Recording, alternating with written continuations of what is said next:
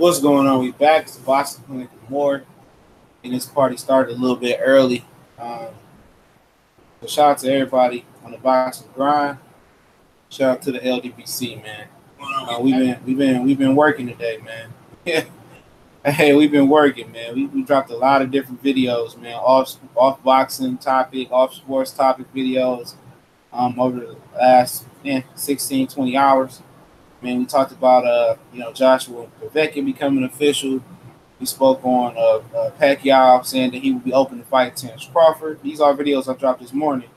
Pacquiao, my thoughts on why he should enter the World Box Super Series tournament at 140 pounds.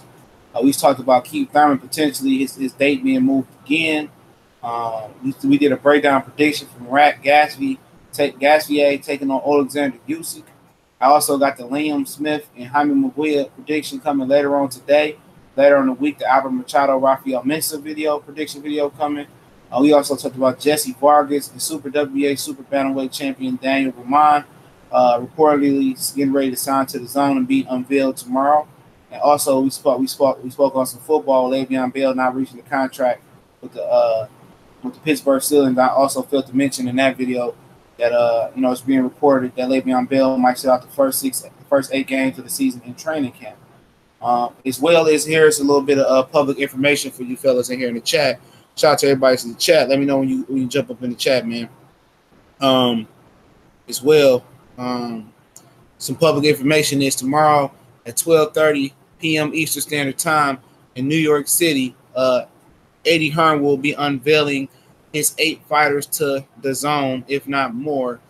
And also, Anthony Joshua is expected to be in attendance at the DAZN tomorrow at 12:30 Eastern Standard Time in New York City. So if you're in New York City, be on the lookout for Eddie Hearn and Anthony Joshua as well. And shout out to the homie Blue Blood Sports that's going to be in attendance and asking the tough questions as well. Shout out to Takars Box. He says salute to Box Clinic, the LDBC in the chat, and Emmanuel. What's good, TBC? It's more. When y'all come in here, let's talk some real trail boxing. Let me know when y'all step up in the chat. Say something, man. Don't be shy. You want to know who we rocking out with, all right? And it's being rumored. I was listening to the Boxing Voice, and I also heard a little bit of this press clipping that they paid by Eddie Hearn. What's going on, Damian? Hopefully I said your name right. But Eddie Hearn is going around saying that it's a strong possibility. I'm pretty sure he got inner workings because Steven Espinoza wants to sign the U.S. television network free agent Anthony Joshua still. That Deontay Wilder could be going to pay-per-view. Now, it makes sense not even off the strength of a liar like Eddie Hearn, but once you put 2 and 2 together, I was the first guy on here that did a video talking about, and I'm the only guy that's still talking about it for some reason. Steven Espinoza did an interview with Boxing Scene saying that Deontay Wilder, well, not Deontay Wilder, but Showtime had a mystery pay-per-view towards the end of the year in the fall /winter. They had one mystery pay-per-view, and they wanted to save some of their best fights for this mystery pay-per-view. And some of the fights that he was insinuating was Gary Russell, Santa Cruz, Jerry Swift Hurd, Charlo, which we know not going to happen this year, and some of the other top fights, maybe like that they plan on doing. And maybe Earl Spence might hop on that boy too if Mikey Garcia doesn't. And my belief was that it was going to be Mikey and Earl, but I don't really think people really truly believe that Mikey Garcia is going to fight Earl Spence for real. I mean, would you put your eggs in that basket if you were Steven Espinoza? I would say not. And the believed opponent around in the rumor mill is believed to be Luis Ortiz. And that's the only possible opponent not named Anthony Joshua. Obviously, we wouldn't even consider paying for Wilder in Brazil other than if you just wanted to support Deontay Wilder, that'd be about it. But that might hint why Luis Ortiz is taking a kind of like a soft touch. That's why Luis Ortiz is taking a soft touch versus whoever the hell he fighting now. I know they switched it up again, July 28th on the Kell Brook. I'm not the Kell Brook, but he got pulled off the card.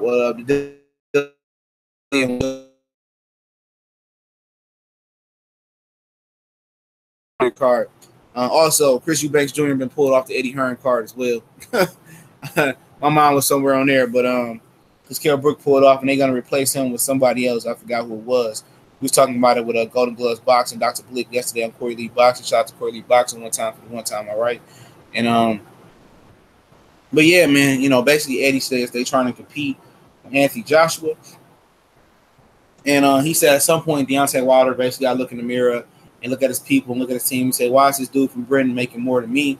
And that's simple. It's simple. I mean, the UK has already supported their top fighters. You know what I'm saying? When we kind of mix both of these subjects up to get together, and then we go into a Q&A and some boxing current events, whatever questions you do have.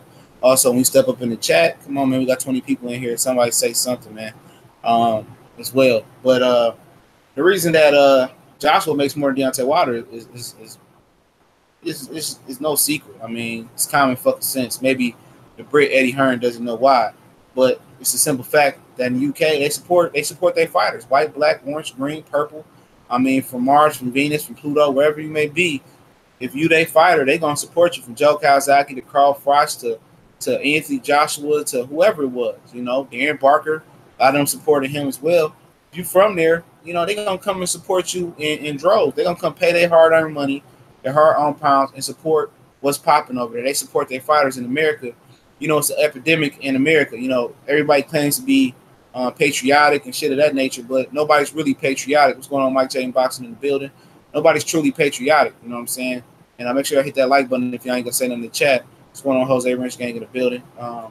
Ain't patriotic, man. You know, still issues with people calling the police on black people for no fucking reason.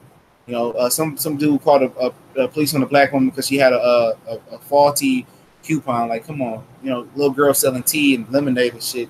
You know, there's nothing patriotic about living in America, and it really has never been patriotic. And that trickles down to the athletes and to the boxers. You know, a lot of the fans, casuals, hardcore purists, how we categorize them on this channel. What's going on, Chris?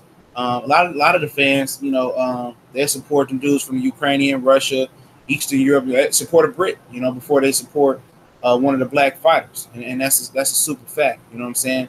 And you know, nobody really goes to support the fighters. You know, I mean, it's not too many people that can truly afford to travel and go see these fighters on a regular basis. Some of us are fortunate enough to do that, and some of us are not, because boxing is major boxing and elite prize fighting is not accessible. They don't fight in the other areas. It's either, you know, New York, you know, Los Angeles, Texas, Vegas. It's usually those spots. You don't have a lot of, you know, fighters fighting in Philly like that no more, or down in the DMV a lot no more. You see it. You don't see, you know, them say, you know what, we got the Latinos, we got the Cubans and the Haitians and shit. You know, let's have them fight in Florida, which is a huge melting pot down in South Florida. You know, you don't see that. You know, you see Devin Alexander Judah fight in St. Louis. You know, you see Broner fight in Ohio, but they need to hit Detroit, Chicago, Ohio, real true fight towns. You know what I'm saying? And what's up, P Money? What's up, Hassan? And real true fight towns, man. You know, and that's what makes the sport much more accessible. And fighters, like we see, Cali was on earlier. I mean, the other day, saying that fighters going back to their neighborhood and building gyms in the neighborhood. So, you know, it's not that support for fighters because, you know, for one, you know, it's not that accessible. You know, you got to pay $12, $13, $15, $16, $17 for HBO Showtime, and now $10 for the Zone, you know, and $5 for the ESPN Plus app. And it's not on CBS. There's no more Tuesday, Thursday night fights. You know, there's no more network fights. So, of course, you know what I'm saying? You talk about two big draws in boxing, and Canelo Alvarez, he fought on free TV in Mexico for years. He fought on free TV. You know, that's building his profile up. That's how Hagler, Leonard, you know, Duran, Hearns, all them build their profile up on regular network television. And to be honest, these managers, promoters, and these, you know, these networks, they don't know how to build a fighter no more. Exactly, you know, they don't know how to build a fighter no more. HBO has the biggest subscriber base of fight fans, and just overall, they have the best production, but they don't have the fighters. Showtime and Al Heyman and Stephen Espinosa had the fighters, but they don't have the platform like HBO or the free basic or the free basic network of ESPN. They don't have that. You know what I'm saying? And that's all reasons and more why Deontay Wilder don't make what Joshua make. You know, in America, it's so much going on. I mean, you got the amenities of a major city. It's a billion times bigger than the UK. I mean, the UK ain't even bigger than Texas. You feel me?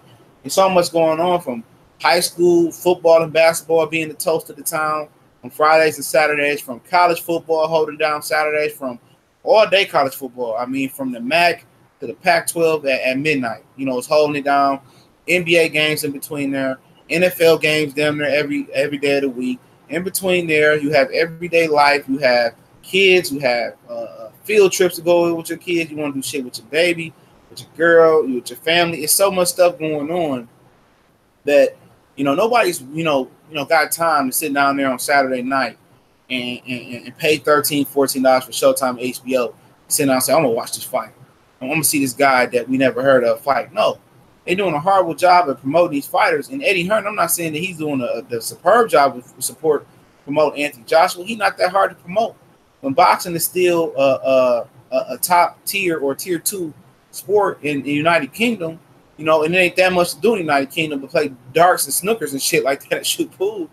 I mean, it don't have the amenities that the United States have, and that's a fact. So at the end of the day, Anthony Joshua was bigger because he got support. You know what I'm saying? They was on the right track with Deontay Wilder, with putting him on NBC and the regular network. That's how he built his profile. That's how he's able to do this 1 million.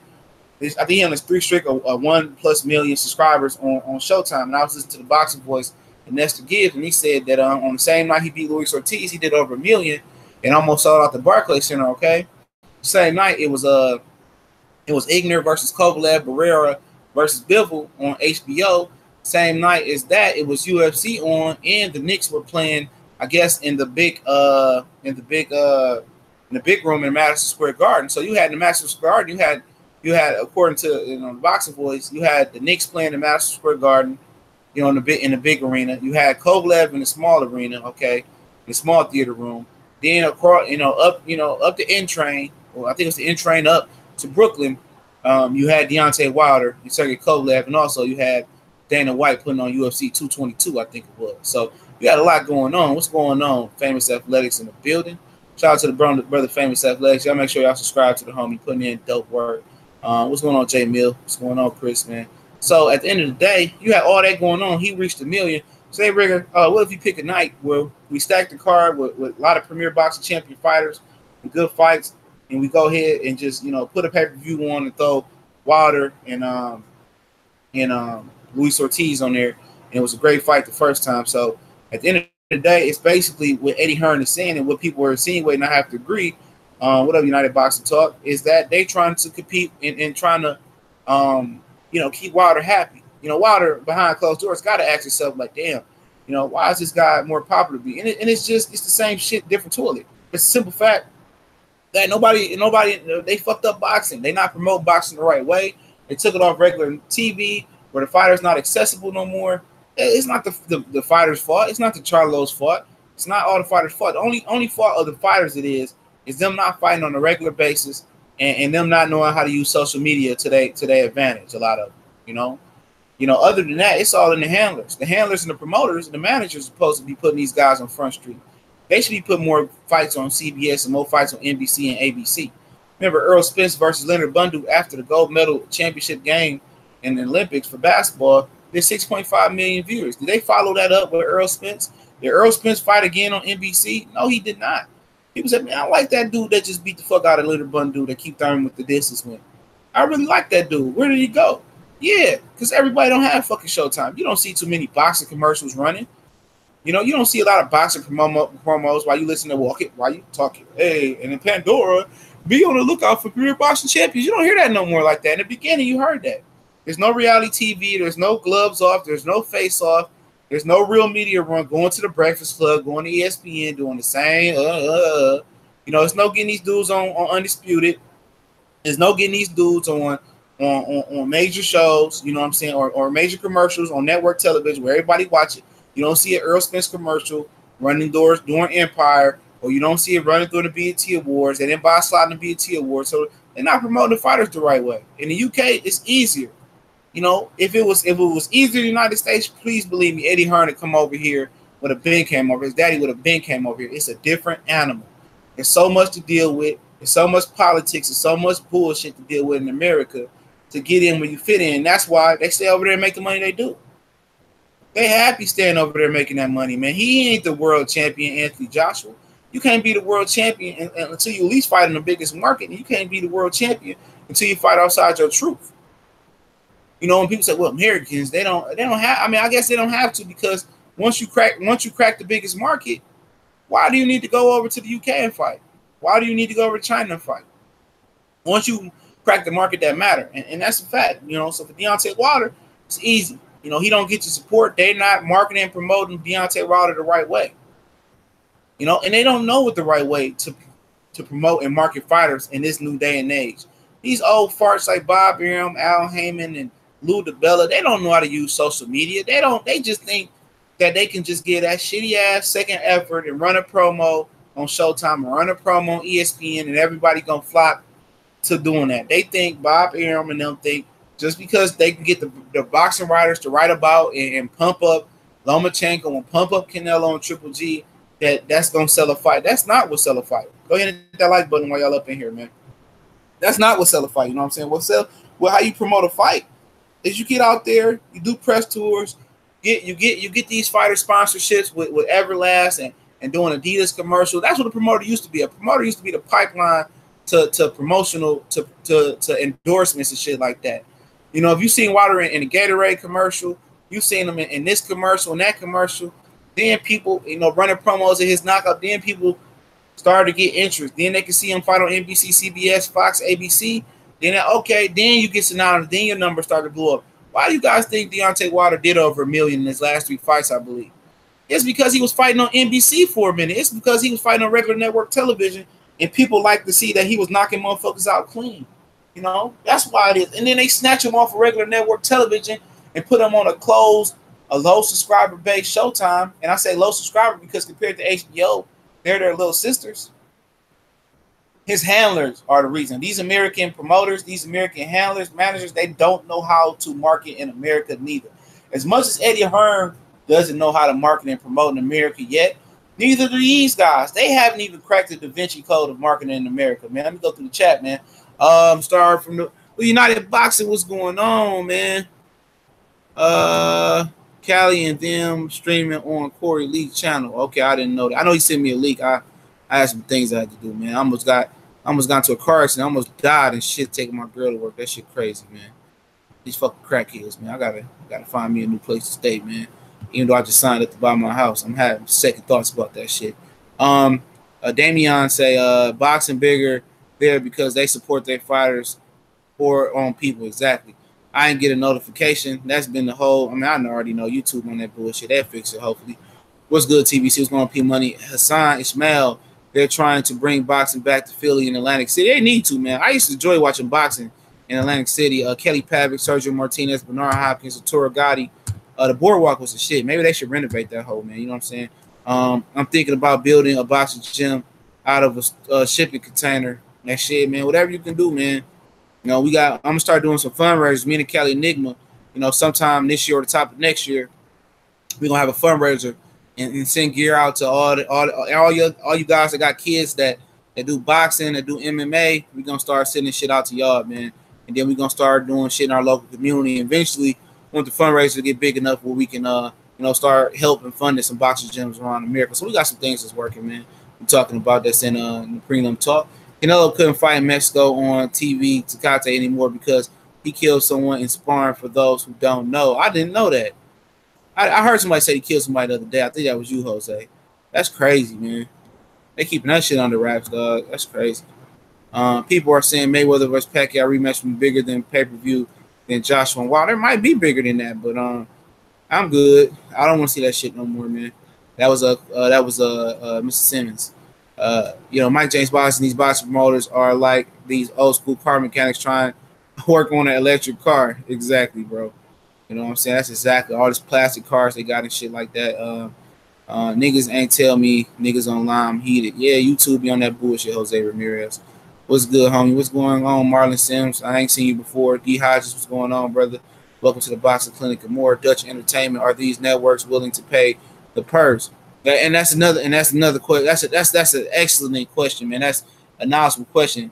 And they might not be willing to pay the purse. And you might have to take a little bit. Sometimes you gotta take, like I said in the beginning, this Joshua Wilder shit. And I said this, man, and people say, "Oh, you pro Wilder?" Nah, I'm just pro, the truth and pro the right things. But I told you guys, go back to when this shit first came up. I told you Deontay Wilder was going to have to take less. He's going to have to compromise to get to the top. Floyd Mayweather compromised. Everybody compromised to become a pay-per-view star. You have to compromise. You know, if you don't compromise, I mean, it ain't going to work. He did compromise, and they played him for a fool, man. So at the end of the day, you know, it is what it is. Jamal Wright, what's going on? That individual Hitman Boxer talking about he's the LDBC killer. I don't even know who that guy is, man. I don't know who that guy is. So I don't even get caught up in the LDBC haters and shit. Like, I don't really care, man. You know, they getting clout off our name. They can have it, man. At the end of the day, I don't talk about nobody, man. They don't need to be talked about. They built a new casino in Hard Rock Cafe at AC Kovlet. Okay, that's a new spot they built. Okay, I hadn't heard about it before. I was like, what the fuck is Hard Rock? I might go out there and take a trip out there. They do some more fights out there. Kurt Sugar in the building. Curtis Anderson. In America, there has to be fighters that capture the public's imagination. Unfortunately, we don't have that fighter of yesterday like Ali, Leonard, Tyson are gone. But you got to remember, Ali, Leonard, and Tyson fought on network television as well. You got special fighters that can captivate this era. They just don't have a platform to do it. It's a different ball game. You know what I'm saying? Just like the old baseball players used to captivate America, and baseball used to be America's sport. That shit ain't like that no more. They don't know how to sell it to the youth. You know what I'm saying? What up, Tom Bankers, Antonio McCray? What's going on, family? So, you know, make sure I hit that like button. We up in here, man. If y'all ain't smashed it yet, go ahead. You know, but at the same time, I mean, it is what it is, man. You know, it is what it is. I got, you know, for Wilder and Josh. If Wilder wants to do a pay-per-view versus Luis Ortiz, they better pray Luis Ortiz looks good in this comeback fight. You know, they need him to look good. And hence why he's fighting a suck-your-ass opponent. You know what I'm saying? Carl Burrell in the building. Make sure I subscribe to Carl Burrell. Bringing that heat. He bringing that heat. Hey, homie, turn that phone sideways, man. You know, go sideways. You get the full picture on your video, man. Give you better quality, man. Give you full picture. But other than that, man, Carl Burrell can help you out with your videos as well. Go ahead. My email's in the description, Carl Burrell. Anybody need help that want to start up doing videos, I can help you do. I can help you out. Before Famous and Black Fight Fans start those workshops they're gonna be working on. I can help you out how to start videos, how to get your video files, even if you want to do face, how you can upload them faster. So hit me up in an email if you want to do videos or something like that. You know, or you want to know how to get started. I'm an open book. I know I got some emails I haven't gotten to, man. But I will get back at you. You can hit me up on Facebook, Instagram, Twitter, anything in the description, business related. I'm helping everybody out, man. We need more people to start doing videos and get better quality out of their videos as well. And this is simple things to do. But yeah, man. Yeah, Wilder and Ortiz. I support it off the strength of Wilder. But from what I understand, if this is true about the pay-per-view card they got, you know, it's gonna be stacked. It's gonna be stacked. I heard out of Espinosa. I read it out of Espinosa's mouth. It's gonna be a stacked card. You might get Russell and Santa Cruz on there. You might get something else on there. There's a lot of other things on there I can't think of right now. So yeah, man, I'm just gonna support it off the strength. I don't buy pay-per-views. I tell you that right now. And my thing about not buying pay-per-views, I'm supposed to do this video for months and months. And people say, you still in fight money from the fighters. You know how much fucking money the fighters have stole from me for pay-per-view, man. But you know, you don't have to buy the Super Bowl. You don't pay for the NBA Finals. You don't pay for Wimbledon. You don't pay for the U.S. Open and golf and shit of that nature, the British Open. You don't pay. You don't pay for that. You don't pay for those type of things. And you shouldn't have to pay for boxing. And the thing about boxing is for premier fights in boxing fights that have been built up for years, or main event fights, I'm telling you, it's an 80% chance that fight won't live up to the expectation. You know, now the fights that don't be pay-per-view, they live up to the expectation on regular HBO and Showtime most of the time. But I mean, remember Chad Dawson and Bernard Hopkins when, you know, Bernard Hopkins faced a shoulder injury for that shit. So that's just my thing on it, man. But you know, I start supporting the right cause. If Joshua would fought Wilder, I support the right cause. You know, if Joshua beat up Wilder in America and admitted that he was on some bullshit, man, I don't have no problem with Joshua. I like Joshua, man. You know, I like Joshua. Real talk. I think before, if people have been listening to me for a while, I told you I favor Joshua for a long time over Wilder. You know what I'm saying? Yeah, go ahead and subscribe to Carl Burrell, man. I'm trying to tell you, man. He had the funniest call on the Smoke City Mobcast last week. Smoke City Mobcast. You can subscribe to that on YouTube. Meet every week, the LDBC, to talk about the state of boxing, 9 p.m. Eastern Standard Time. Smoke City Mobcast on YouTube, 9 o'clock Wednesdays Eastern Standard Time. Shout out to the homie Junior the Truth. Y'all subscribe to my brother Junior the Truth as well, putting in much work. But yeah, man. You know, I don't got a problem supporting. This is gonna be a stack card. But if Mikey steps up and fight Errol Spence, you know, at this point, does that become a premium Showtime fight? Does CBS pick that fight up, or does that push Luis Ortiz and Deontay Wilder, you know, out of the pay-per-view thing, or does Deontay Wilder and Luis Ortiz have a cold main event with Mikey Garcia and Errol Spence? Because they can actually do a double venue, which would that mean that would allow Errol Spence and Mikey Garcia fight to be funded. I think they want to do it in San Antonio or somewhere in Texas. The live gate can fund the fight, you know what I'm saying? Or one of the fighters can take the live gate home. So that's interesting, man, because if Mikey is telling the truth, that throws a monkey wrench in the whole situation. You know, you might get a stack card with Wilder and Ortiz somewhere in Brooklyn or somewhere in New York or wherever the hell they want to do it at, and you might get a double venue card with Mikey and Errol Spence in Texas. You know, I don't think they want to disrespect the heavyweight champion of the world by putting them on an undercard to 2 welterweights, and that will be 2 welterweights in the ring with Earl and Mikey. You know, so that'll be very, very interesting, man. That'll be very, very interesting, dog. But I mean, make sure y'all hit the like button when y'all come in here, man. If y'all already here, what else? Blue Blood Sports TV. Make sure y'all go subscribe to Blue Blood Sports TV.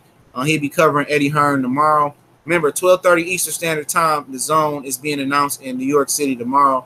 If you're in New York City, make sure you bring your baseball bats and blades and knives and shit like that and run Eddie Hearn up out that hole. And Anthony Joshua, his pit bull, should be with him. But yeah, man, to be honest, man, you know, we all know why Joshua is bigger than him.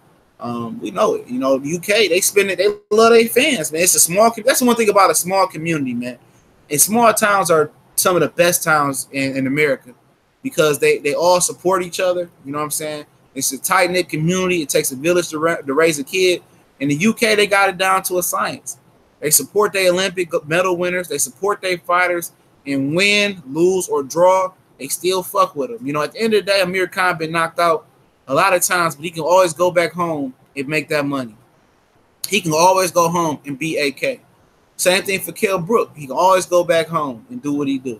You know, same thing for a lot of fighters. They always can go back into the UK and beat them. In the United States, you get a loss, it's over with. You know, why is Sean Porter on my TV? He lost to Keith Thurman. Why is he on my TV? You know, so you know what I'm saying? The loss ain't shit, man. And that's one of the worst things about American boxing is losses. Losses tell me more about you than wins do, you know what I'm saying? Derek Williams, what's up? I'm interested to know for a team Povetkin to agree to Joshua terms, how much control Russia has in the upcoming fight.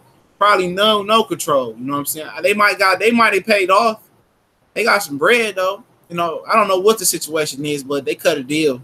You know, so it's interesting to see if that comes out. But I could talk about that in a minute. Give me a minute. El Chapo, what's going on? But at the end of the day, the loss ain't shit, man. You know, motherfucker has had Orlando Salido had 11 fucking losses, man, at one point. You know, but he still whooped on fucking Lomachenko a little bit. You know, he still was giving Mikey Garcia some heat a little bit. You still competitive. It don't really mean shit to lose, man. It's okay to lose. It ain't the end of the world. You know what I'm saying? Build yourself back up and bounce back and be stronger. You know, what if Sugar Ray Leonard didn't take the fucking immediate rematch versus Roberto Duran? You know.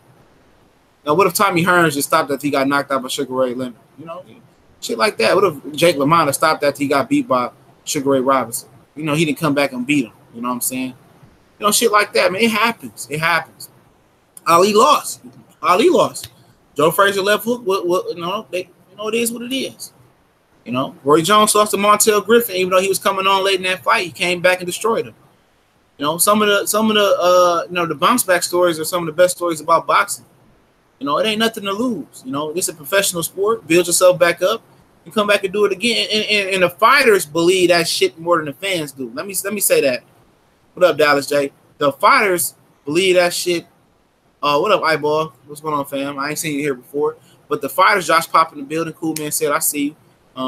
Angel 313, I see you. But the fighters believe that shit more than anybody. You know, let's just take Robert Guerrero, for example, when he fought Floyd Mayweather, all right? Robert Guerrero fought Floyd Mayweather. He lost. He didn't take a lot of damage. His pride probably was hurt, okay? His pride was hurt. But why the fuck did Robert Guerrero take a whole fucking year off after losing to Floyd? I believe it was like something like a year off. Why did he take a whole year off? He was happy with the money, content. And when he took that year off and he fought Keith Thurman, it was over with for him. He was never the same after taking that year off from boxing. You can't do that. When you lose, unless you lost in a devastating, career-threatening knockout, you know, when you lose, you can't take all that time off. You can't take a year off, you know. Not supposed to do that. Even though if you gotta take 2 or 3 tune-ups, get yourself back in that rhythm. Because when you out of the ring and you eating and you living everyday life and you ain't, you know, punching or really seriously training, your body deteriorates, especially when you in your late 20s and to early 30s, so late 20s and on up, your body is harder for it to recover. It's harder for it to get back in a routine. You know, that's why old people, man, when they stay working out for their whole life, they're able to still work out. You got to still stay in motion. And for fighters, they believe it. When they lose, they think it's over with. They sit out the ring so long. They talk about moving up because their body is so flabby and out of shape, and they done put so much weight on, and they got out of routine. They're too lazy to go back and make the weight. They move up. They go outside their truth, and they start fighting bigger guys and losing. It's fucking retarded, man. It's fucking retarded. Don't do that to yourself. And the loss mentally for fighters is just like, you know, it's over with. But Adrian Broner is living testimony that it's not over with. It's not. When you lose, you lose. It's okay. You know, we're going to go back to the drawing board. I understand your money take a hit. But at the end of the day, you should just come back and train harder and spar harder.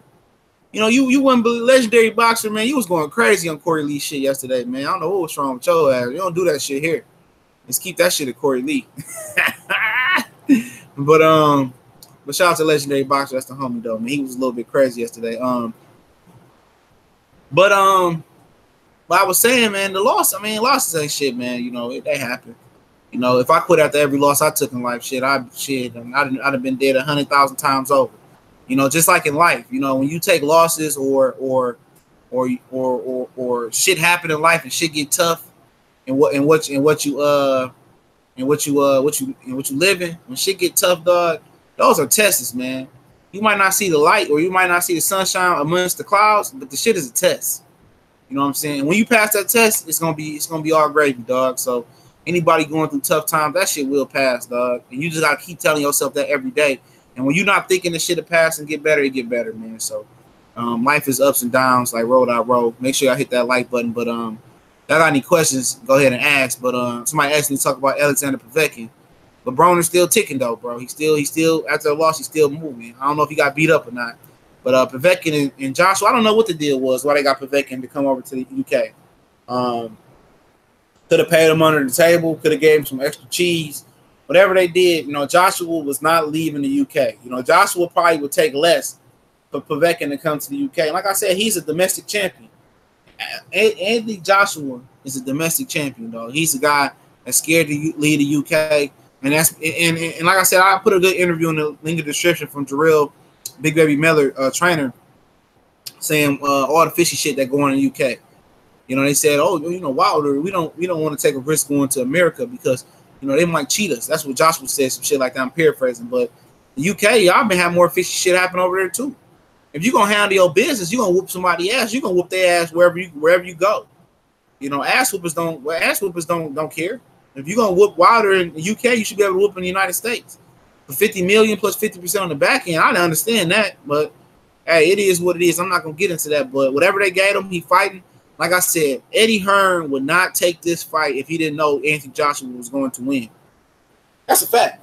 You know, I read through the bullshit, man. It might take me a minute. I might not be the brightest light bulb in the damn pack, but if they so keen on fighting Alexander Povetkin, it's a reason why. They know they're gonna win that fight. It's no way that they plan on Anthony Joshua losing that fight, man. There's no way, you know. So they know they're gonna do what they gotta do, and they're gonna beat Povetkin ass. They know if anybody seen or heard about Povetkin 2 fights before David Price, you know that Povetkin ain't that hot, man. You know what I'm saying? You know Povetkin, you know he ain't looked the way he looked, man. So at the end of the day, man, it'll be a good fight though. I'm definitely interested into Povetkin and Joshua to see how it goes down. I'm hearing Luke Campbell might be on the card as well. So I like Luke Campbell. I think Luke Campbell just have to learn how to punch like a professional fighter. He has power. He just doesn't punch through the target. He punches like he wants to score as an amateur. And once he figures that out, He'd be good. And I was looking at Ricky Hatton's son, man. The little dude they used to be on 24/7. He looking like quite the little fighter so far, hitting the pads. And, you know, his uncle Matthew Hatton, who lost to Canelo for Canelo's first strap, he looking pretty strong. So, like I said, I have nothing against the UK boxing, man. A lot of people say, you call us United Coochie. No, I call the fanboys United Coochie. I have nothing against the UK. It's a place I plan to visit once Trump get the hell up out of office, so I won't be stuck over there. But it seems like a cool place. Like I said, man, all the movies that you see, it seems like, you know, drinking and partying. And I have friends that play overseas as well and tell me how fun it is. So make sure you hit that like button. But, you know, Povetkin and Joshua, it is what it is, man. About the fights that could be on that pay-per-view with Wilder and Ortiz, I mean, Russell, Santa Cruz, they were gonna try to do Charlo and Herb, but that ain't gonna happen because of Herb's shoulder. So you can see a variety of things on there, man. It's probably a reduced pay-per-view, maybe like $40, because Wilder and Joshua was going to be $50. You know, Wilder and Joshua was going to be $50 United States money. So yeah, I gotta do some good things, man. Go through the chat, man. You got any questions? What's going on? We can get into the Q&A real quick. And yeah, man. But you know, Pacquiao, you know, he said he got 2 or 3 fights left. He named Terrence Crawford as a potential opponent. And also, like I said, I'm gonna say this once again tomorrow. Eddie Hearn, the DAZN presser scheduled to start at 12:30 New York time. That's Eastern Standard Time, 5:30 in the UK. And it will be a stream. There will be a stream for it. So I seen Boxing Ego. He got an email for it as well. Also, before we get into the Q&A, I did the Murat Gasvier and Alexander Usyk breakdown and prediction for my hardcore fans that was interested into what I thought about the fight. I sat down and broke down the film. So, you know, also, yeah, as well, you know, Pacquiao trying to claw out Mayweather. He need to sit down. Let me see who. Let me see. Luke Campbell is doing good versus Nars. I like his. Yeah. His dad had just died, but he just need to punch through the target, man. You know. Yeah, pay-per-view. Yeah, pay-per-view. Who do you think the Charlo brothers will fight in Houston? And that's a good question. I was actually going to do a video about that like 3 days ago. I just kept procrastinating about it. That's something I wanted to get into, but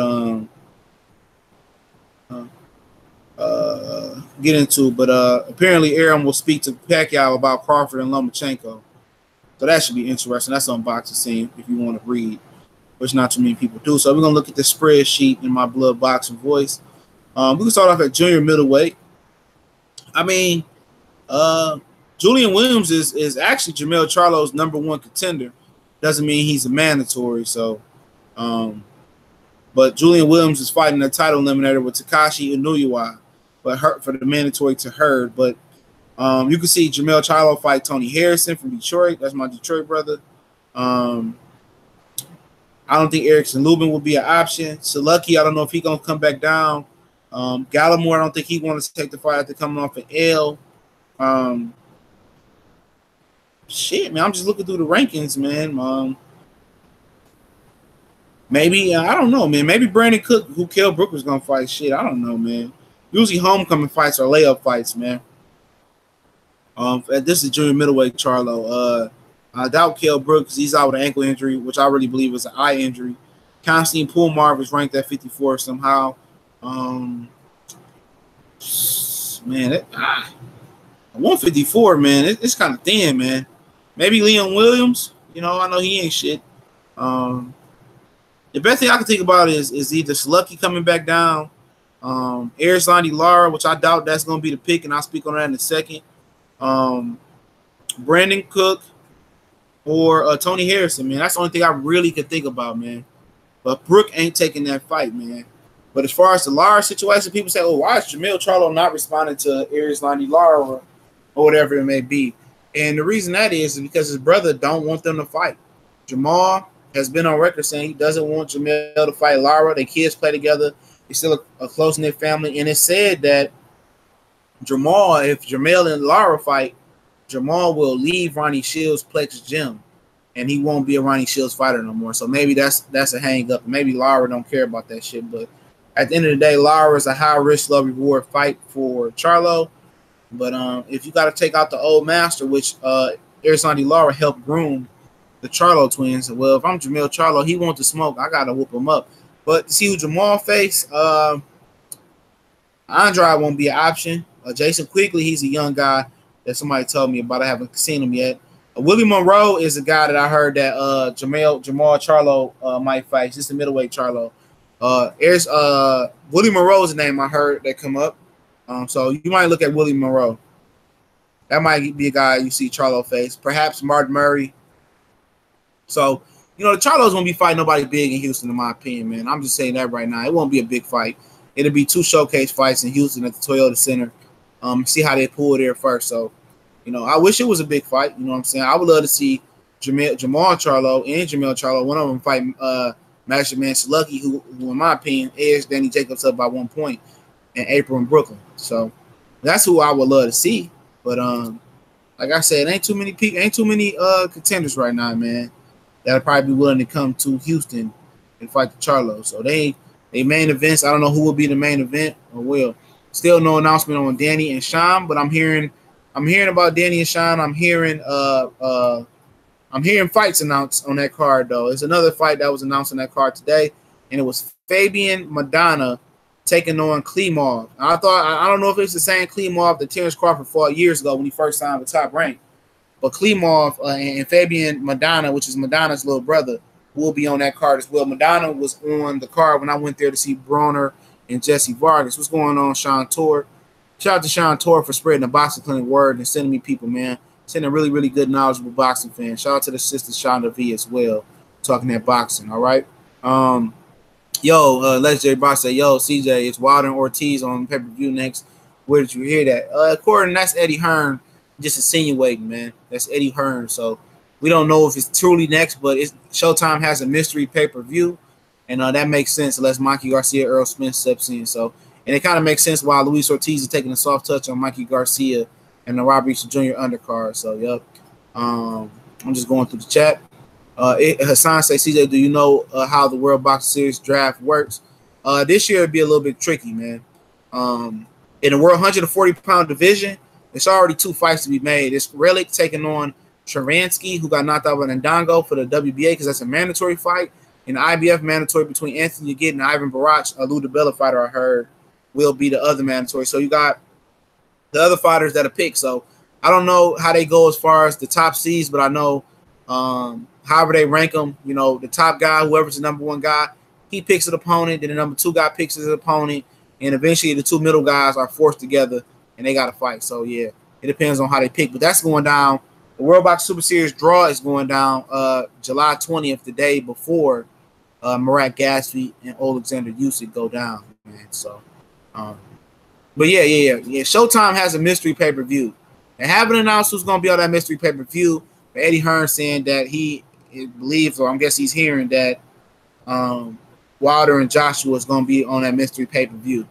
So we'll see, man. We'll see. Charlo Brook has got an ankle injury. He pulled out his fight. July 28th. I believe Brook got an eye injury. I think it's an eye injury for real. That's what I've been hearing the last few weeks. Hold on, I'm trying to see. Let me scroll up. Legendary Boss said, did you see last week he offered Wilder $5 million for Brazil? Today he said that's a bad fight. Laugh when I see his name. He offered Wilder $5 million to fight anybody he wants to fight, as long as it's on the zone, because the zone is failing. But at the end of the day, didn't Anthony Joshua fight Dominic Brazil? Didn't Anthony Joshua fight Charles Martin? That wasn't a good fight. I mean, Joseph Parker, that was a terrible fight for Anthony Joshua. You know what I'm saying?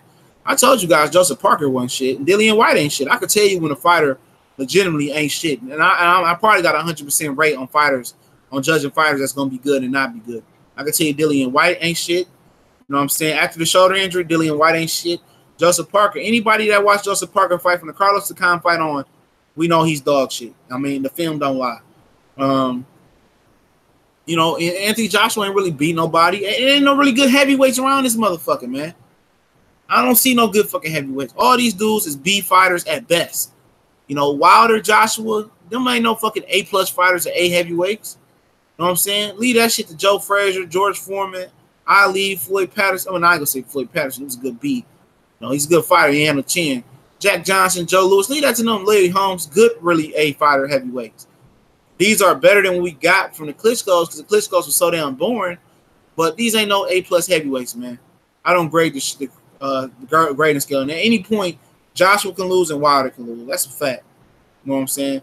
But what I don't think. But the thing about it is, Wilder was never. Nobody ever seen this growth from Wilder coming. Nobody seen Wilder actually being a functional fighter. You know, we all just thought he got that could punch, but he's starting to develop, man. He's starting really to develop, and like I said, man, Wilder's style is all wrong for Joshua and Eddie, and Anthony Joshua knows that. What's Anthony Joshua gonna do? He don't fight tall. He don't fight on the inside. He like to throw combinations with his chin up and with a high guard on there. And Wilder gonna split that guard and knock him out. They know that, man. You know, that's why they posturing, they perpetrating, putting propaganda out there. You know what I'm saying? They know that. That dude Wilder is too explosive, man. He moves too well, even though it looks sloppy to the naked eye. He moves too well. He's too long. He's too strong. At 214, 215, he knocked out a guy that's over 30 pounds heavier than him, and Luis Ortiz come fight now. That's just something you can't teach. He's a great athlete. He ain't a great skillful boxer, but he don't cheat his body. He don't cheat his training. He come in shape. He fast. He's strong as an ox. He got that Southern boy strength, and he can punch it, and he got speed. Joshua ain't fast. Despite all the muscle bulk, he ain't strong. And that will lead me to believe that Anthony Joshua was cutting some corners, man. All that muscle, and he's weak. He's weak. Joseph Parker hit him with a body shot, and he tumbled. He wobbled. He hit Carlos Takam with everything he had. He couldn't hurt him. That's artificial strength. That's not real. That's not real muscle. You know, and real muscle can be deceiving in combat sports. You could be all muscular and be weak and have the chin of a poet in my custom model voice. So, you know, Curtis Anderson's he's talking to legendary boxer, but Sean Tour say, CJ, I've been saying that all along. Wilder and Ortiz 2 on pay-per-view at the MGM Grand with Spence and Charlo on the undercard. Well, the Charlo's going to be on that undercard, man. Unfortunately, Charlo will be the Charlo's going to be fighting in Houston. I don't know when they finalizing the deal. People say, well, the Charlo's been quiet. They finalizing deals. You know what I'm saying? So Earl Spence might be on the undercard versus Mikey, but if Mikey take the fight, Earl Spence and Mikey is going to be his own card. But you might get a Hurd versus somebody on the card. You might get Santa Cruz and Gary Russell. I mean, you might get a lot of different variations of fight on there, man. You know, so we'll see, man. We'll see. If that was smart, you know, I would reach out to Earl Spence if the Mikey fight didn't happen and Terrence Crawford, and I would have them fight in separate fights on that card or some shit like that. But you know, Top Rank ain't doing that shit, man. But Spence and Mikey is already signed and will happen. Contingent on Mikey beating Easter. Spence going to jump into the ring as soon as Mikey lays out Easter. I mean, maybe. You know, who don't want to go to LA? What's up, Miss Boxing Fanatic? I see you. Who don't want to go to LA? You know what I'm saying? Mr. Dex Factor, what's going on, man? Y'all make sure y'all subscribe to Mr. Dex Factor as well. He got a channel. It's just starting up. Wilder need to get more active, man. I think he should try to fit 2 more fights in this year. That's going to be the plan. He's going to fit 2 more fights in this year. Him and Ortiz will fit 2 fights in this year. Munguia will destroy Charlo, mark my words. That's possible, but we got to see how Jaime Munguia looked this weekend. He looked like that versus welterweight. So I was watching that fight today, and I think it's some, you know, he got some holes to close up. You know, Jaime Munguia.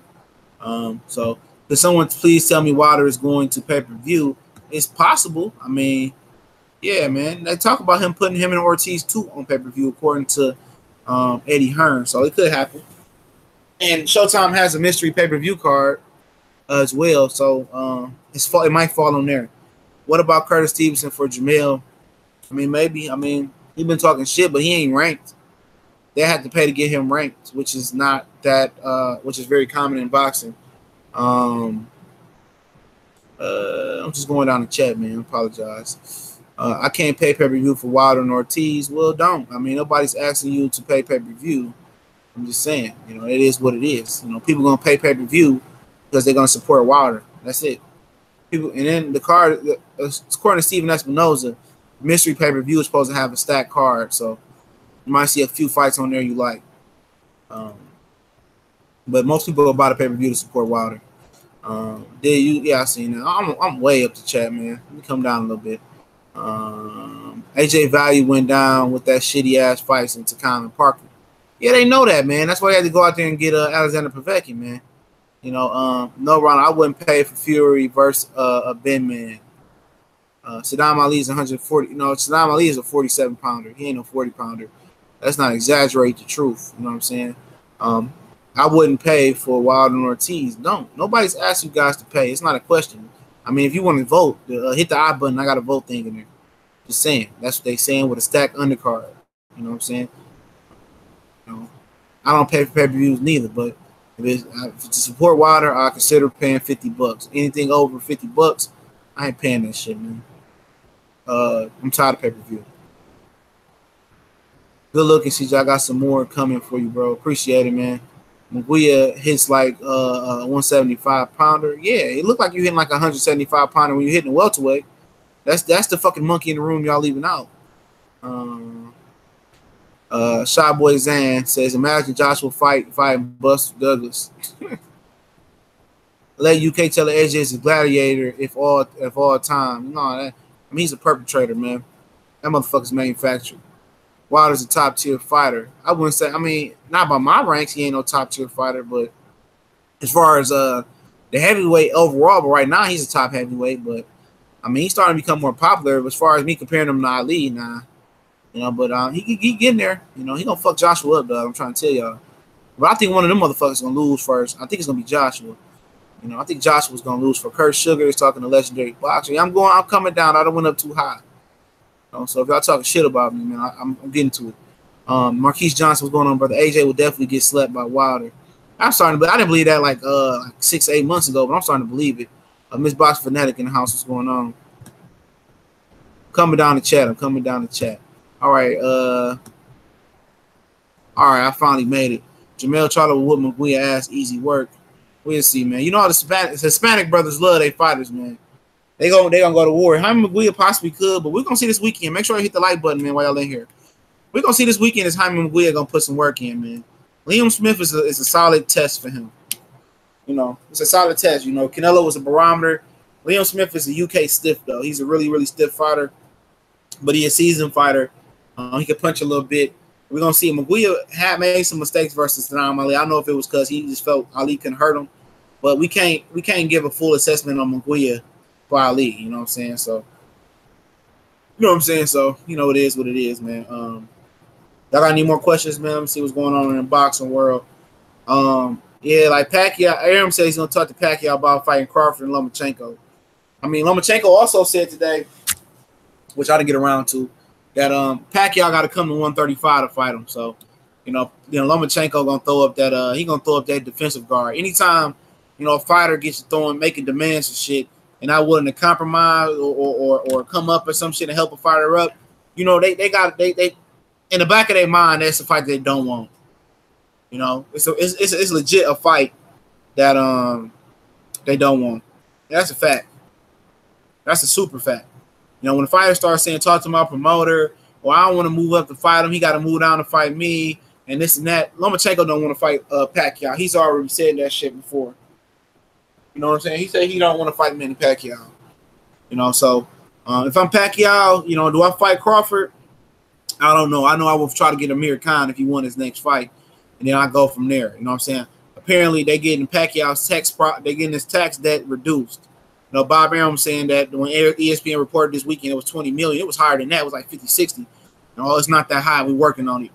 What the IRS will do, they know they're not going to get their full money. As long as you call or you get a lawyer or you get a tax firm or somebody that knows the tax side of the business, they cut that bitch down in 60, 70% of what you owe. So, so Pacquiao, not getting his tax money cut down, he wants to come back to the United States and fight. So that makes sense. You know what I'm saying? You know, he wasn't coming to the United States because he owed that tax money. They was liable to lock his ass up. You know what I'm saying? So, gotta pay your taxes, man. Lomo's too small for Manny. I agree for that right now. But Manny Pacquiao, I'm not sure that he can go ahead and make 140 pounds. You know, 135 pounds. I'm pretty sure he can make 135 though. You know what I'm saying? I mean 140, but I'm not sure he can make 135. So that's interesting to see. We gotta see, man. But him and Crawford, man, he gonna get dog walked by Crawford, man. But that's the best possible fight for Terrence Crawford right now is Manny Pacquiao. because Adames, Benavidez, Ingus, that ain't gonna cut it. They want Terrence Crawford to get notoriety and become a pay-per-view star. They don't have the fighters to do so. So the best bet for for Crawford is Amir Khan and Manny Pacquiao to get those 2 fights while Errol Spence is cleaning up his side of the street. Which for me, making Terrence Crawford and Errol Spence happen right now, that will favor top-ranking Bob Arum because they could legitimately ask for a 50-50 split, with pay-per-view revenue for that fight. But if Errol Spence gets 3 belts and Crawford brings 1 belt to the table, I mean, how the fuck can Terrence Crawford and Bob Arum ask for a 50-50 split when you bring in the sorriest fucking belt of all time and the WBO out of the major belts to the table, and Crawford and Spence is bringing all 3, or Keith Thurman might bring all 3 to the table. So, like I said, it's best for that fight to happen now. You know what I'm saying? They think that Crawford and Spence is going to be a big pay-per-view blockbuster with maybe 600,000 buys. No. That's a fight that you put in your portfolio and your resume to say why you are a pay-per-view star. But at the end of the day, I'm tired of pay-per-view talk. If you got any questions, go ahead and ask me, man. I'm going to have to go up the chat again because the chat be moving. Yeah, I don't know, man. Yeah, but also you got some fights on this weekend. Big fight is Alexander Usyk taking on Murat Gasvier. That's an excellent fight. I just broke down the footage and did a breakdown prediction on that fight as well. That's going to be a fantastic fight. Also, you got Jaime McGuire and Liam Smith and Rafael Mensah taking on regular WBA champion Albert Machado. And you would have got Demetrius Bubble Andrade versus Yamaguchi Falcoa. But Andrade pulled out of the fight and signed with Eddie Hearn in the zone. What's going on, Larry? So at the end of the day, fuck Demetrius Andrade, right? But no, it's not confirmed, bro. It's not confirmed. We just talking about it's rumors that it's heading to pay-per-view, and the second one, and it kind of adds up because Steven Espinoza says that he's doing a mystery pay-per-view for Showtime and saving some of the top fights for this end of the year pay-per-view, and Luis Ortiz is taking a soft touch next weekend on the Mikey Garcia card. And I think Wilder's going to try to get an exception or fight Brazil and then fight Ortiz at the end of the year. So that's what it sounds like. I used to watch that rap battle shit, man. I ain't watched it in a minute, man. My man's from my hood, Calico, he be on that motherfucker rapping. I live up the street from his mom's barbershop. I live in the same hood he from.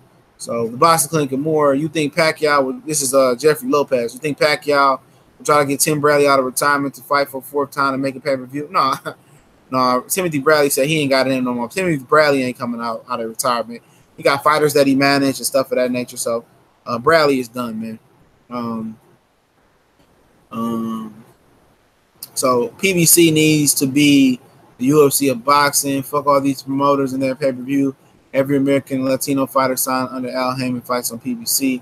Yeah, they need to do something like that. They all need to just work with each other, man. Share ideas. What up, Sheldon Holmes? I've been working like crazy. I can't catch lives lately. Okay, man. Yeah, it get hectic like that, man. Yeah, he said he's talking to Ronald Finkley. Yeah, it'd be like that, man. Shit be happening so fast, man. That's why I'll go ahead and chop these videos up, man, and be real quick with them, man. But any more questions, man? Anything y'all want to know that's going on? But I wrapped up Matisse and Pacquiao yesterday. I could talk about that. I thought Pacquiao looked good, man. I'm not a fucking Pacquiao hater, man. I thought Pacquiao looked very, very fluid. I thought he looked balanced. I like the way he mixed in the uppercut, but he's always been a basic 1-2 fighter. He's just with flash and smoke and mirrors with his angles and shit like that. So he did what he supposed to do. I told you Matisse was done, man. When I watched him fight Kyron, Matisse was outside of his truth at 175 pounds. You know what I'm saying? When he went outside of 175 pounds, Matisse was done, man. You know what I'm saying? Outside of 140. Pacquiao did what he got to do, but will he beat any of the top welterweights? No. He won't beat Earl. He won't beat Crawford. He won't beat Thurman. He can beat Amir Khan. He can compete with Danny Garcia. I think Sean Porter is an all bad matchup for him. You know what I'm saying? I truly think Sean Porter is a terrible matchup for Manny Pacquiao. They sparred for many, many years of that nature. So that's a bad matchup. All right. Yo, Legendary say, you think Maguire beats Triple G? Do you agree? I can't say. Maguire needs more fights. He needs more fights versus guys like Liam Smith and potentially maybe a J Rock and then the Charlo, then the Hurd. He needs to work his way up the ladder. Remember, he's only 21 years old, and you got to get tested, man. You know, when he get tested, we'll know. But I like his skill set. He possibly could beat anybody.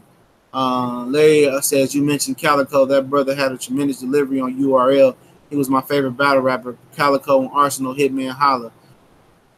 Hey, Big Gerald, talk. That's the way you talk to your son. That one dude from A-Bird was getting on Hitman.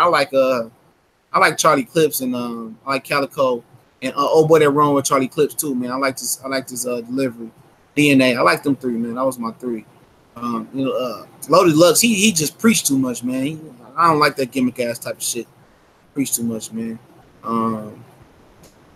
Let me see. I'm going on with Booster Porter and Garcia. Yeah. Oh yeah. I called Sean Porter Booster. If you ever seen Jingles All the Way, it was one of my favorite Christmas time movies. Me and my mom used to watch it all the time. With Arnold Schwarzenegger and Sinbad, and they had a toy called what was that motherfucker called? Turbo Man. And I said that the thing they at Christmas Sinbad and Arnold Schwarzenegger was trying to find this Turbo Man, and it was all sold out, and they had supposed to got it for their kids, but they waited till last minute to get Turbo Man, and they had nothing but boosters, and somebody said in the movie nobody wants Booster, and I called Sean Porter Booster because nobody wanted Sean Porter for people who've seen that movie. So it's a really good movie. It's a 90s movie, man. I like the 90s, man. K-Shine is my nigga. They say he a little sweet though, man. I mean, I heard that, man. Well, I like his delivery though, man.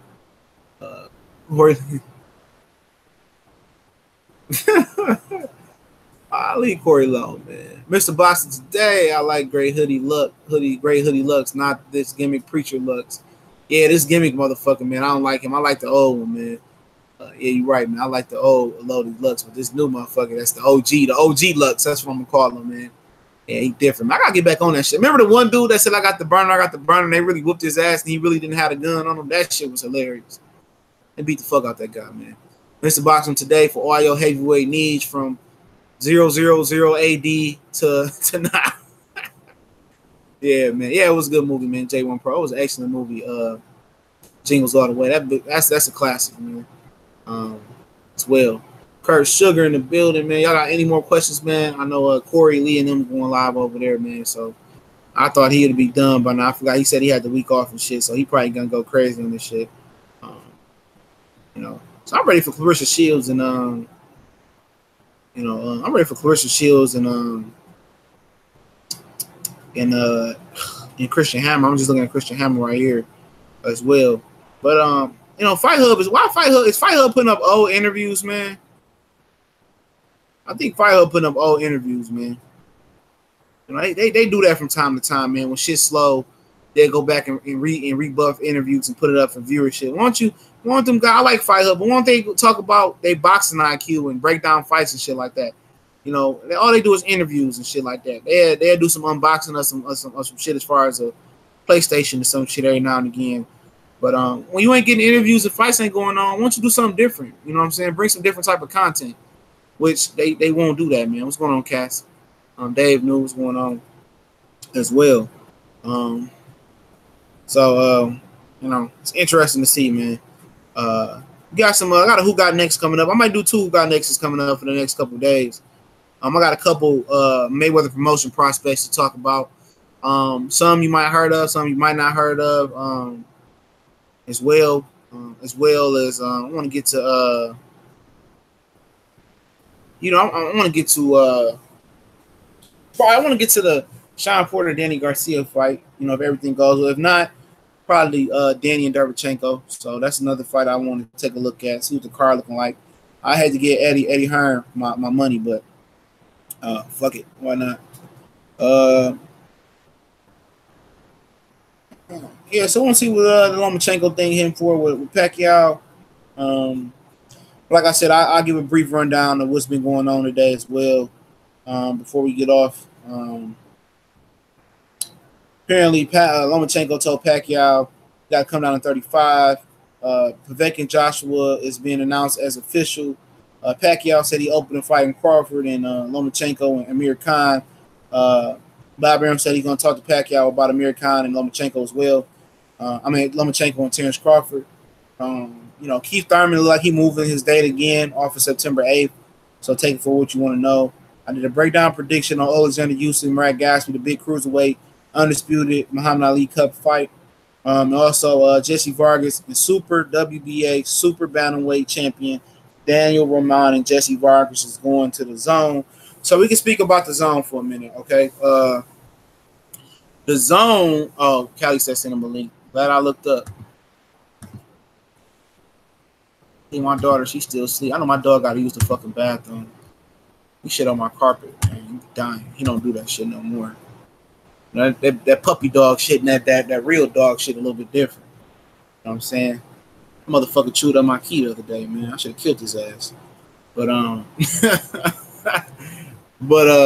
fuck I was talking about the zone, man. It's gonna be announced. It's a stream tomorrow, so follow me on Facebook, Instagram, and Twitter. The links are in the description, and I'll put the stream. I'll put the link out there on Twitter or YouTube or Facebook. I'll put the stream on YouTube or Facebook.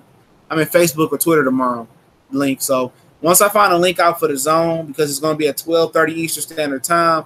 Blue Blood Sports, who was just in there, he's going to be there covering it. So make sure y'all subscribe to Blue Blood Sports TV. He's going to cover Eddie Hearn's press conference tomorrow at 12:30 Eastern Standard Time. UK, I think it's 5:30 UK time. So make sure you guys follow me on Facebook, Instagram, and Twitter. I'll be putting the link to the stream on there as well. And I do other stuff on there as well. So get on the lookout for that type of stuff that I'm going to be putting out of there. So but yeah, it's gonna be at 12:30. Anthony Joshua's supposed to be there. They got 8 fighters that's going to be announced. The fighters that I know that's announced on the zone right now. Oh, yeah, appreciate it, Dave Newton. The fighters that I know that's announced right now is Chavez Jr., from what I'm understanding. Jesse Vargas, WBA Super WBA champion Daniel Roman at Super Bantamweight. Demetrius Andrade. Okay, Arthur Beterbiev. Okay. Maurice Hooker is 6. So I believe he has 2 more fighters to announce. And they probably lesser fighters. The first show is going to go on September, October. So, I mean, at the end of the day, Jesse Vargas is definitely a money whore. I say that with so much respect because he jumped shit from Mayweather and Al to Top Rank to back to Al to now the zone. So, what's going on, Callie?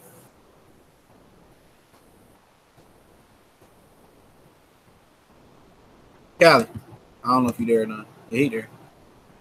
All right, we'll look at him. When he's ready to rip, he can rip. Yeah, Jesse Vargas is on there around the Finkley. And how it will work, either the zone is going to have to get lesser fighters that they not signed to fight some of their opponents because all of them is at different weight classes. Alex Sacedo is Maurice Hooker's mandatory. So be on the lookout for Eddie Hearn versus Top Rank purse bid. And if Top Rank loses that purse bid, I don't think they let Alex Sacedo go over to the zone. They might pull out. So, yeah. Oh, yeah, it's on Eddie Hearn has to win some of them purse bids now, man, so he can get fights over to the zone. Yeah, the best way for promoters to because Eddie Hearn he's alienated enough people. That would be hilarious if no one allows their fighters to go over there to fight. That would really shut that shit down real quick, wouldn't it? Yeah, he had to get lesser fighters that are promotional free agents. There are no fighters that are good that are promotional free agents right now. You know what I'm saying? But Rosado not going to the zone. Oh, I don't know if Rosado. I forgot about Rosado. Maybe that make it 7 fighters is going to the zone. Or Gabriel Rosado changed his mind. I don't know. There's no fights over there though. That's the problem though. So he has all that. To me, it's like you sign over there, but to me, I guess maybe the contracts. You would think that you would sign a contract would allow you to opt out if they can't get legitimate fights, man. But that's why they short-term deals. That's why they short-term fight deals though. They're not years. They like 1 or 2 or 3 fight deals, I believe. Right. So that ain't a bad. If Keith Thurman did it, I wouldn't be mad for 2 or 3 fights because he want to tune up for 2 or 3 fights anyway. and he would be legally obligated to fight on those certain fight dates. Right, and here's the thing, and ain't nobody gonna see him fight though. That's the problem though. That's my issue though with going over there. You know what I'm saying? It's like, okay, this is all great, but who's gonna see you fight? I mean, they keep saying they're hoping for 200,000. I mean, look, the fight, Eddie. Here's the thing. So we know that Anthony Joshua versus Alexander Povetkin is gonna be on the zone. No, he said it wasn't gonna be on that bitch. He said it wasn't gonna be on there. He said it wasn't. He said, "Oh, it's not going to be on there." Yeah, Eddie Hearn ended up saying it wasn't going to be on there. I think the first date is going to be that. I think that first date is going to be on October. The Callum Smith and Betterby card. That's not going to be the main event, but that's supposed to be their first fight date for the zone. Okay. So, unless he changes his mind, but he said that's absolutely not going to be on the zone. He ain't gonna put. If he's not doing it, he ain't gonna put that fight on the zone anyway. Unless it's Wilder, because he gonna try to sell the zone. Use Wilder to help sell the zone. Cause he know that I know he know this shit headed for disaster, man. And man, I saw another UK channel talking about it, Ultra Tech Sports, but we already knew this. This shit's headed for disaster because if you put anything, as a matter of fact, I heard that because I did hear at first that the Joshua Povetkin fight was gonna be on there, and they're gonna try to sell the zone over here. Over there, bring Anthony Joshua try to sell that fight, and I'm like, September 22nd, Texas A&M versus Alabama, man. It's on September 22nd. Nobody's watching that goddamn fight. And that's the fight's at the same time as that football game. That's a disaster, man. No one's gonna see that fucking fight. I'm just telling y'all right now, man. That fight is already headed for disaster here in the States. No one, people are gonna watch Alabama. Go ahead. And somebody said that Rosado fighting Angulo soon, so yeah, he probably ain't gonna be on that bitch. And nobody gonna see it either. Nobody gonna see it. Oh, that's not gonna be on the zone, though. That's not gonna be on the zone. Not. No. I think that's somebody else promoting that fight. It's a rematch. I didn't even know them motherfuckers fought in the beginning. What's up, Would Be More TV? What's going on? Y'all subscribe to the bro. Would Be More TV, putting in good work. But this is my thing though, man. Like I keep saying, the zone is headed for disaster, man. They should already be promoting this motherfucker, man. Like now, they're not gonna start. They're gonna start. They should have been promoting it today. When they're gonna start promoting this damn app? You should have been promoting this thing when you first announced it. It should have been being promoted for the entire time. People still don't notice the goddamn thing exists. They are doing a terrible job promoting this shit. And people still don't know what the fuck the ESPN Plus app is. No, they don't. And do you think people gonna watch? People don't know about the ESPN Plus app unless someone talks about it. But it's only $5, and this thing is $10 with shit content on there that we don't care about in America. I'm just telling you. I keep trying to tell people, and there's still a couple of people. Most people just shut the fuck up because they don't know about it. Admitting that they don't know about America. I've been trying to tell y'all that this is the disaster, man. The zone, man. They're all terrible. Why would you come into America without at least securing the NFL rights, college football rights or something? Why would you secure that first? And then you can move boxing along slowly. I don't get it, man. That's the first thing you should have secured. I don't get it, man. Honestly, you got to be willing. To me, the zone has to be willing to lose money at this point, man. Well, I don't know what you think, man. Yeah, that's what it is what it is, though. They should do. I mean, they gonna lose money, and they probably think because the guy that's heading his own. Remember, he the cokehead that got kicked out of ESPN for being a cokehead. The president, forget his name, man. Black Fight Fan did a video on it. I looked it up. I know you talking about him. Yeah. Yeah. So yeah, motherfucker. He helped build it up. No, man. You still gotta secure shit. I don't give a fuck about his relationships. You gotta have money, man. You don't have no money. It wasn't so much of the relationship. It was they probably like, all right, he was the president of ESPN. He probably know what Americans wants. And he probably was all doped up and shit and told them a whole bunch of lies and shit. It don't matter what you want. You got to have the money to get this shit. All the American sporting events cost a lot of money. It's very expensive to get access to that shit here. If you can't afford it, and there's nothing, people like, he's worth $24 billion. I'm sorry, buddy. It's going to cost a lot of money. 24, I don't care. He going to spend his own personal money on that shit? Billionaires don't do that shit. He's going to spend his own personal money to try to secure all that shit. Me willing to possibly take a loss? I mean, this dude could end up costing himself billions of dollars if it don't succeed. He ain't gonna take that kind of a risk. Billionaires don't use their money like that. They don't do that. They don't take those kind of risks. They leverage other assets in order to acquire, to get rich. That's how they get there. They don't get rich by using their money. They get rich by utilizing other assets to get what they want. So there's no way in the world he's going to use his own money to try to go purchase the NFL when ESPN has their own company's money in order to do it themselves. Also, ESPN is also a public company that's traded on Wall Street. They have a shitload of money and a shitload of advertising dollars to back them up. The DAZN don't have nothing like that here in America. Nothing. No mega money backing them. ESPN can get whatever the fuck it wants to get. ESPN will be able to crush the DAZN in like 3 seconds. It's not a competition. It ain't. That's not competition at all. ESPN probably doesn't even know the DAZN exists. And if they did, they'd crush them or they try to absorb the DAZN themselves. They're like, we can buy it from you. That's what ESPN would probably. That's probably what's going to end up happening to the DAZN more likely. You know what I'm saying? ESPN, somebody like ESPN or Fox end up buying it and turning it into something else. And that's more than likely what's going to happen with the DAZN. If anything else. I'm just telling you, man, the DAZN, you guys understand, we got this new company that's going to come here. It's not going to do shit. Amazon can crush it. Yahoo can crush it. Google can crush it. ESPN can crush it. Or it should say, say ESPN. Disney can crush it. You know what I mean? Time Warner. All these companies here can crush the DAZN as small potatoes globally. Small potatoes will be annihilated. If they want to crush it, they can crush it. And then when no one would ever notice that it was ever around. That's how flimsy the DAZN is right now. I don't care what kind of money that guy has. His company don't have that kind of money. His company is basically brand new here in America and irrelevant. And unless they need to do a lot of lobbying to Congress and he starts spending a whole bunch of money. It takes a lot of money to be in position that ESPN is, but ESPN has the backing of Disney. Understand that. There's a difference. And the backing of Disney and public funds because it's a publicly traded company. Just saying, man.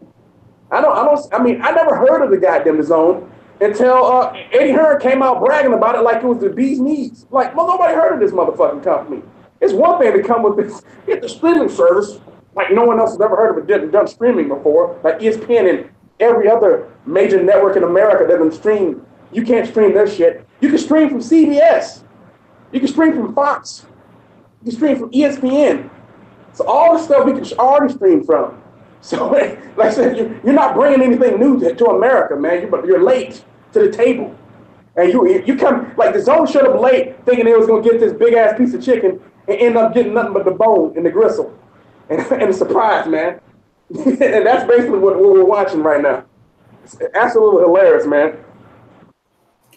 Yeah, that shit gonna be a flop. You know, it's probably just gonna stay in Europe and Canada. I think that's what is eventually that's going to happen. But do you see Gervonta Tank Davis tell Ryan Garcia that, you know, stop using my name for clout if I come to your gym and beat your ass?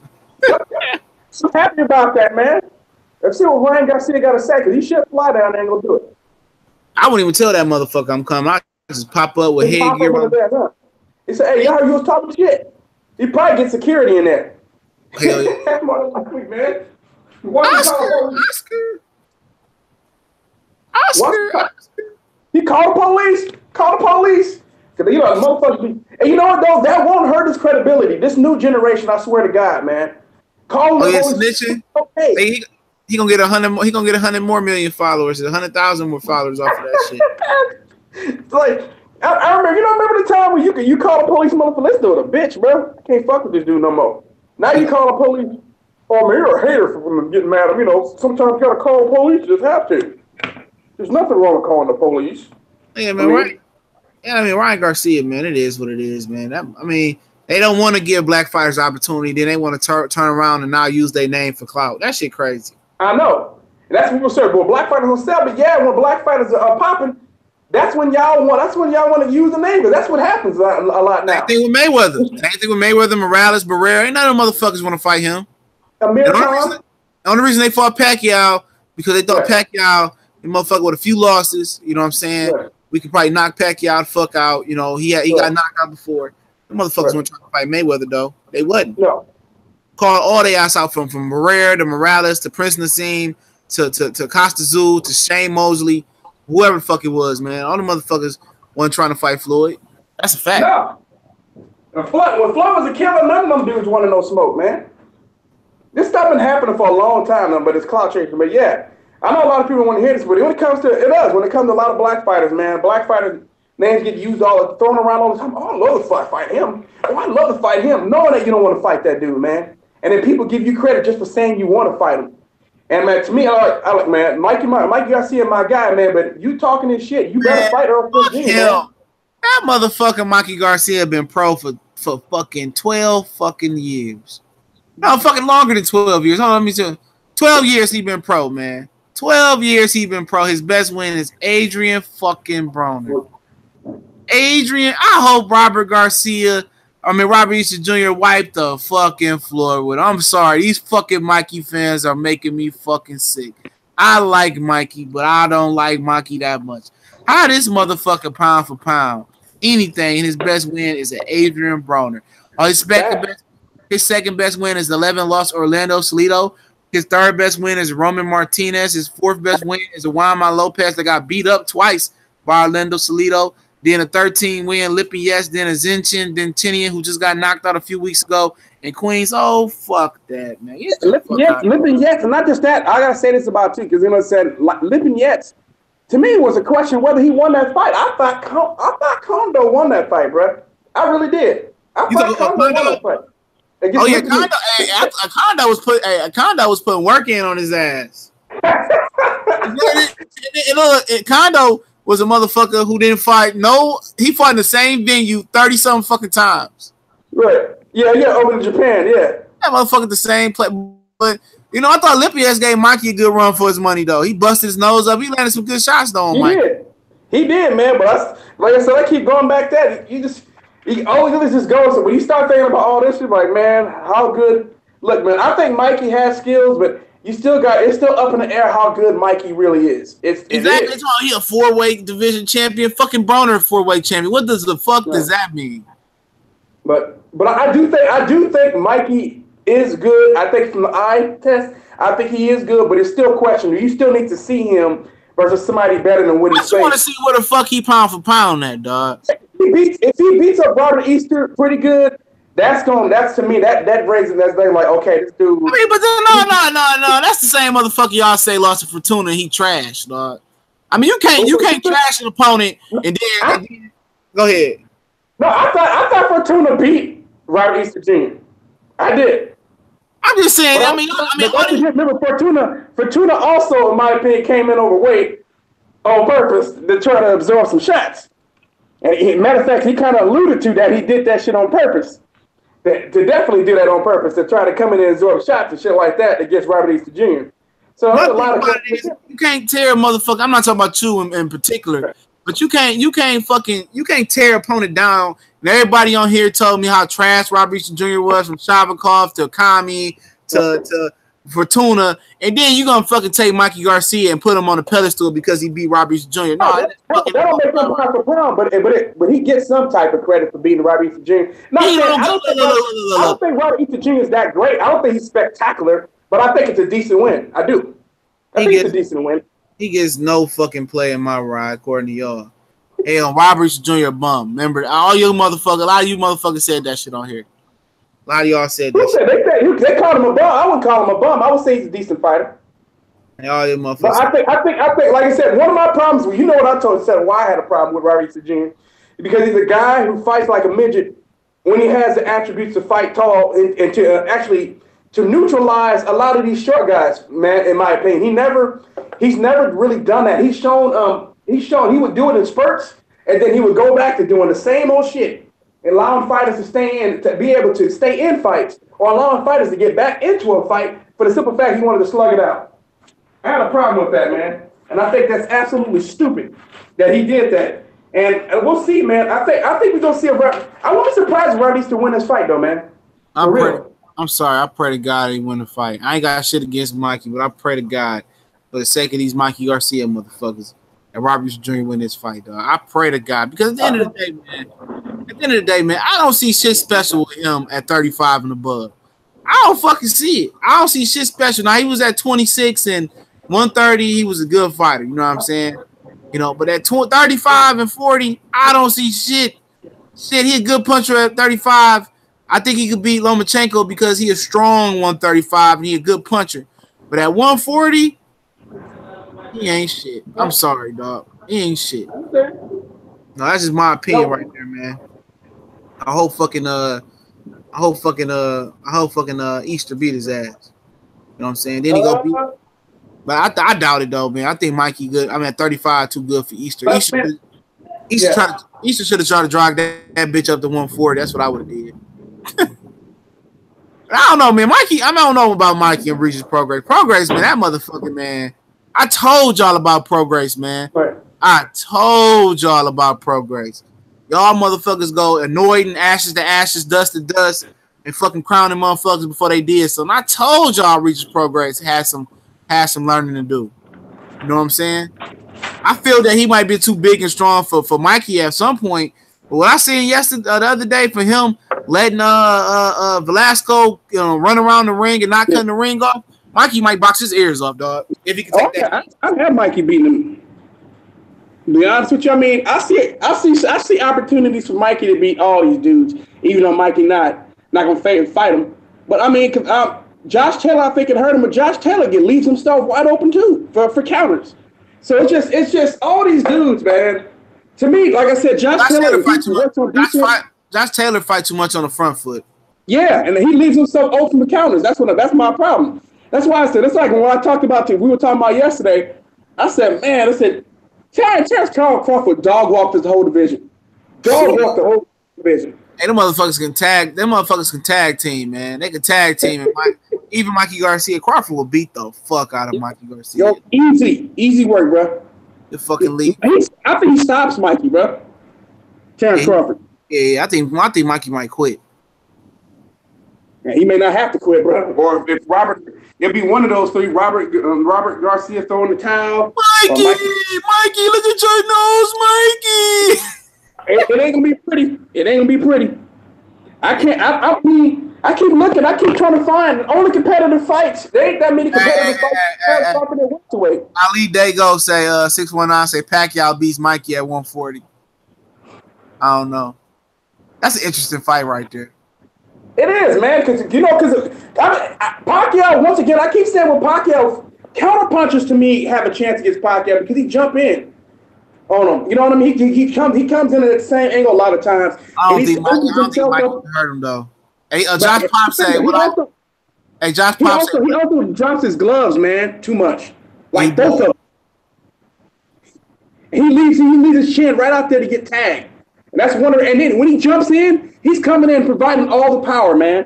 That's why I can see him getting stretched. Because when he got caught, he got caught with Marquez, he generated all the fucking power. He ran right into that fucking shot. He jump in. He jump in recklessly. And that's why I said he's gonna have opportunities to get fucked up against any counterpuncher, man. Because of his skill, because of the way he fights, and at times he's predictable. And when he's unpredictable is when he's more difficult to deal with. But at times during the fight, he'll start doing the same thing over and over and over again. And it's just a matter of time before he gets time, man. And that's why I don't know. That's a fight that I can see Mikey beating him. But I can see if he catches Mikey with that straight left, the fight could be over. So yeah, I would like you said, the 140. I think he can win that tournament, man. But I don't think Mikey might fight. Mikey will probably fight Pacquiao because he could probably get a lot of money out of it. He said he good on Pacquiao. He said that motherfucker. Oh, what up, K Black Boxing in the building. Josh Pop say what I got against Mexicans. I ain't got shit against Mexican. I got shit against y'all hyping Mikey Garcia. Man. I like Jaime Maguire. I was the first one telling y'all Jaime Maguire was gonna beat the fuck out of Saddam Ali. Yep. I was the first one. Nobody talking about no fucking Jaime Maguire. Nope. Nobody talking about that much. Magnetics, what's going on?